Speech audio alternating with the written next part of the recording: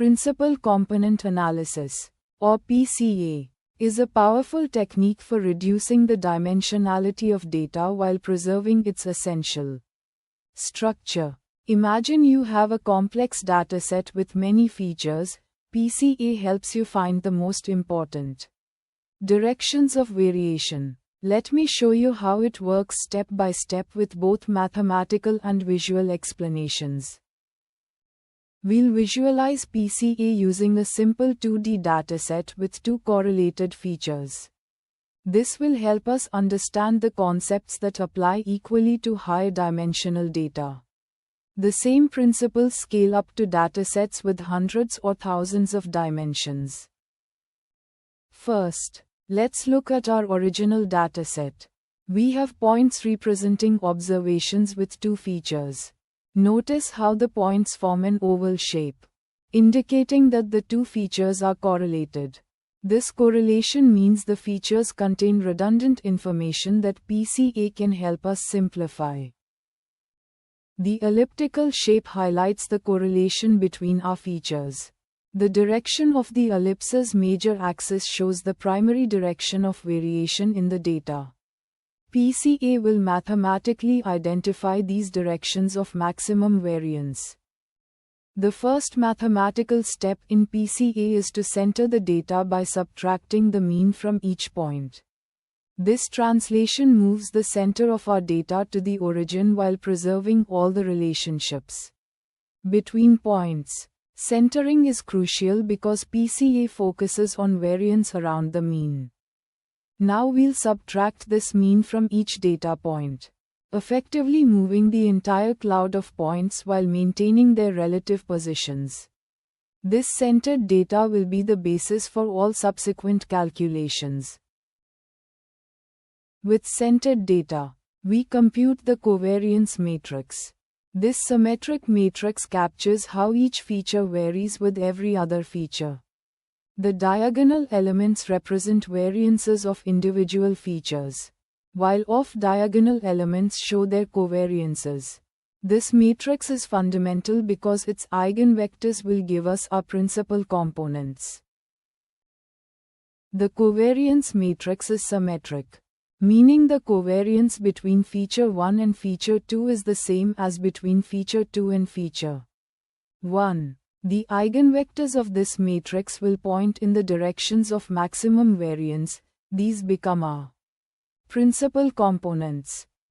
Now we find the eigenvectors of the covariance matrix through eigendecomposition.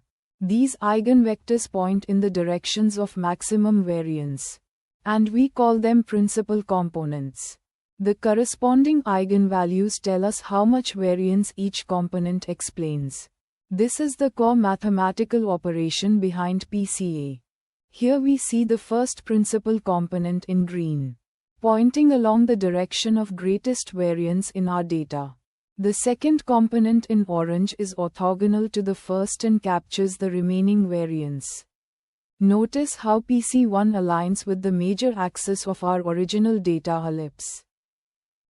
The eigenvalues show us that the first principal component explains significantly more variance than the second. We can calculate the percentage of total variance explained by each component.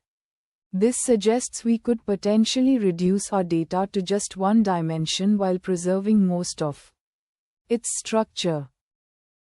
A bar chart visually represents how much variance each principal component explains, helping us decide how many components to keep. The height of each bar shows the variance captured by that component. Finally, we project our centered data onto the principal components to get our transformed dataset. This gives us the coordinates of each point in the new coordinate system defined by the principal components. The projection is done by taking the dot product of each data point with the principal components. The yellow dots show our data in the new coordinate system. Notice how most of the variation is now along the first principal component. This rotation of our coordinate system aligns the axes with directions of maximum variance. Now let's demonstrate dimensionality reduction. We'll keep only the first principal component, effectively reducing our 2D data to 1D while preserving most of the information. The pink dots show our reconstructed data using just one dimension.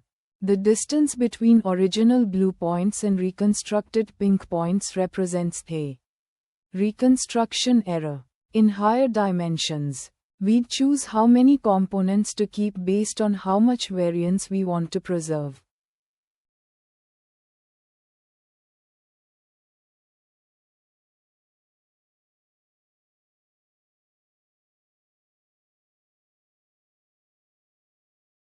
In summary, PCA helps us identify the most important directions of variation in our data and allows us to represent it more efficiently. The same principles apply to higher dimensional data, making PCA invaluable for working with complex datasets in machine learning and data analysis.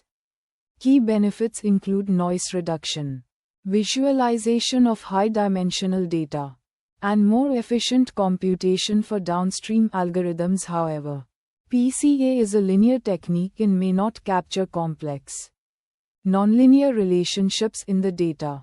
For such cases, techniques like kernel PCA or TSNE may be more appropriate.